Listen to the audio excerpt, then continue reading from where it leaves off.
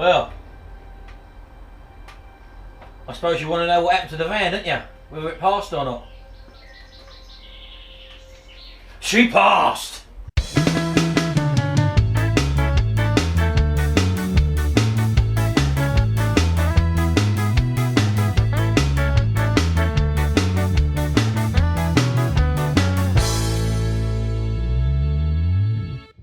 Well, the van went for its MOT on the Friday, and what I normally do, I take it down to a local garage, and he's the one who, like, if I haven't got time to do the work on the van, as you can see how long it's taken me to do the welding, normally I'll just drop it down to this bloke, like a local chap, a very good mechanic, and he'll do work for me.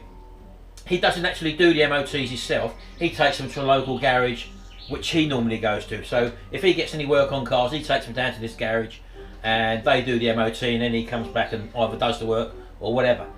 And anyway, so took it down there, and I had to put a new horn on it, I think I told you that, and also I brought 2 new number plate lights. It wasn't the reversing lights, which I think I mentioned in my last video. So I put 2 brand new number plate lights on it. The horn come to £10 or something, and the 2 reversing lights were about £7.50, something like that. So in total, a little bit of money, and the only other thing needed to be done was the seat belt, putting a new seat belt on it, because that got pulled up the last time for being frayed. So he had one of them, the chap who I take it to. So anyway, so he's done that. So anyway, passed the MOT, all the welding work absolutely fantastic. But when he took it down there, because he has to take the car down to the separate garage to do the MOT, he took it down there. You won't believe this, listen to this. You can't turn around. I'm watching, making sure he's doing this right. Oh, well, we go to Jimmy's working as well. Wait there, look. So he took it down there. He didn't tell me this. I found out this afterwards, because when I got in the van, on the dashboard was another failure certificate. So initially, when he's taking it down there, don't forget, he did ask me before I took it down there. He said, "Have you got the old failure certificates?" Just as a matter of, so you can see what it failed on, blah blah. Anyway, because we took it exactly the same garage, exactly the same person tested it apparently. So I left it all on the dashboard, and then when I went to get in the van and drive it home, I noticed there was 2 failure certificates. One on the Friday, which the van went for the MOT. Now, it went to the same garage. All the welding, as you know, is obvious and it's all been done, and he went underneath and had a look at it all and everything, which is all fine, no problems with the weldings whatsoever. So the bloke who'd done the MOT was familiar with the van. Do you know what he fouled it on? Now, we're in the height of summer here. He fouled it on a fog lamp bulb, right? Now, I understand that bulbs and stuff, or any things like windscreen wipers, are all part of the MOT. I'm not saying that, I'm understanding that. But this chap who I go to takes all his cars to this MOT station to be MOT'd. Now, I've been to MOT stations since in the 30 years that I've been driving, and sometimes they're very, very strict like that.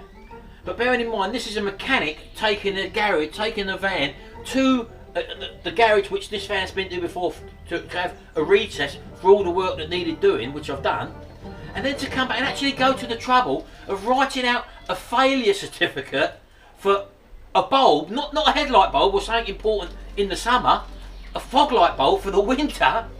Now, is that Jobsworth or what? I don't know. It may be just me, eh? Oh, sorry. Yeah, is that me or what? I don't know.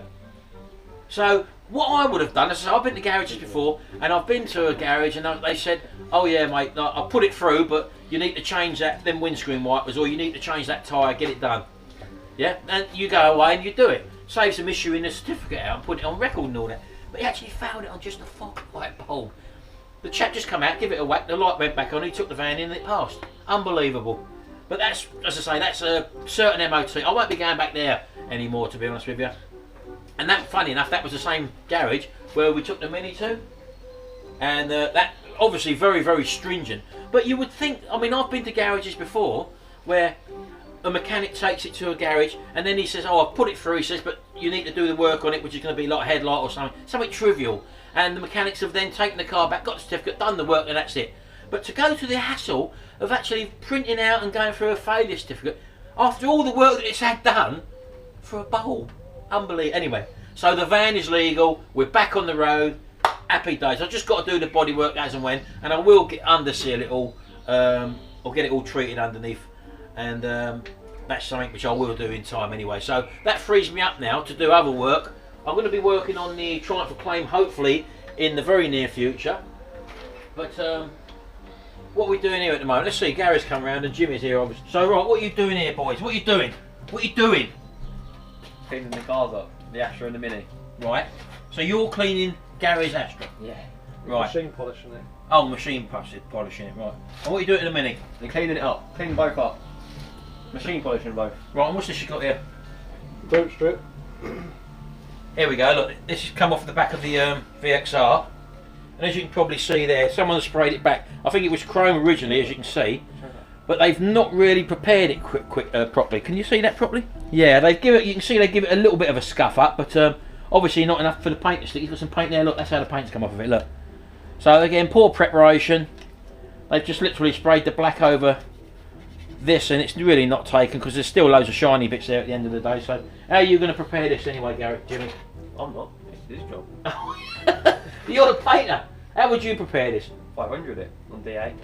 Give it some 500, right, but would you prime it? And go over with scotch after to be sure. Right, okay, so cover all edges. Scotch, and then, yeah, prime it. Then prime it. See, this hasn't been primed at all, as you can see. And as a result of that, what, an ex-primer maybe?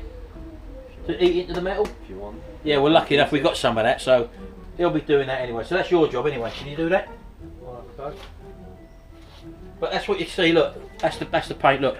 And it was chipping. And that's what happens when you use a poor quality paint, or you don't use a proper 2K lacquer, for example. When people colour code their bumpers at the front and all that, and you get all the wind blast and stone chips and all that, and you see it all chip off. It might look nice when it's new, so really you need the protection of 2K lacquer to give the solid protection for stone chips and stuff like that. Is that right, Jimmy? Bang on. Right, okay, fair enough.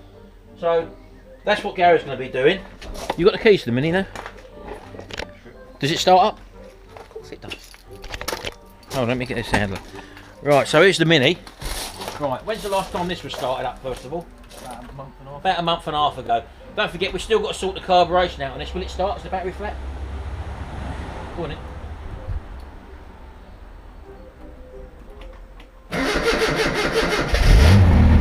Well, that's not bad, is it? It's after a month and a half. Hey? What do you want to do then? Move it? So as you can see, we've still got a bit of work to do inside. He's got to put the door cards on.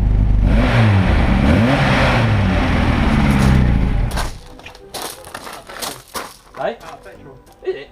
What, just now? Did he turn it off? No, look.